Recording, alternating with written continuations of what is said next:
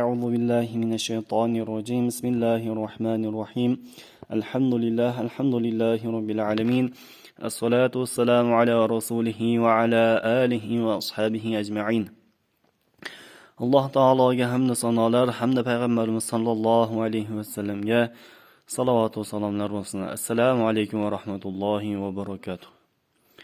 Aziz birodarlar, bugun sizlar bilan yana inshaalloh Qur'onni o'qishdagi navbatdagi darsimizni boshlaymiz.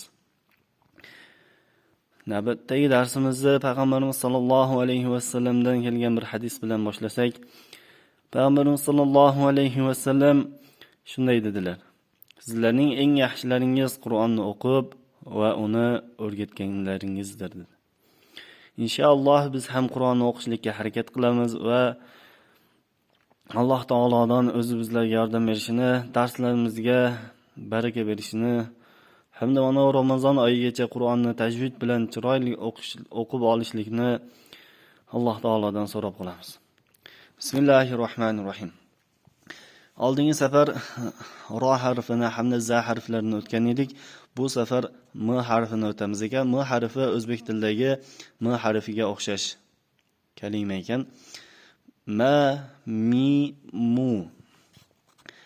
Am, im, mur, muz, mur. Amara, umira, amru, imru, ramzu, irmi. Bu yerda e'tibor beradigan narsamiz, birodarlar, mana bu joyda sukun kelyapti. Bu sukunni ko'pchilik qalqala qilib oladi. Amru, imru, ya'ni bir xilda ushlab turishimiz kerak. Imru, ramzu, irmi. R ham qalqala bo'lib qolmash kerak. Mar, rom, zam, arzam.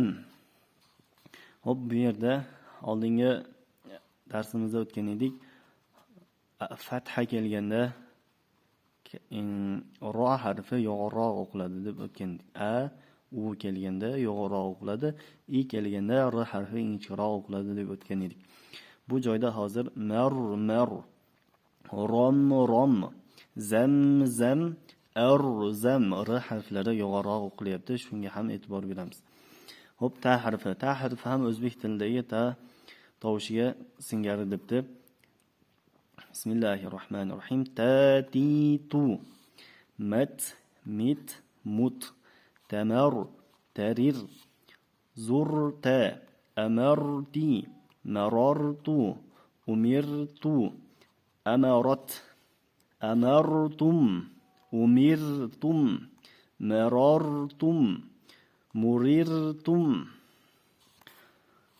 Bu yerda ham e'tibor beradigan narsa, sukunda hech qachon zur ta amar ti deb qalqala qilinishi kerak emas. Shuning uchun zur ta amar ti marar tu. Mana bu joyda ham amartum, umirtum, marartum, murirtum, ya'ni ushlab turishlikka harakat qilish kerak. Inshaalloh bugungi darsimiz shular.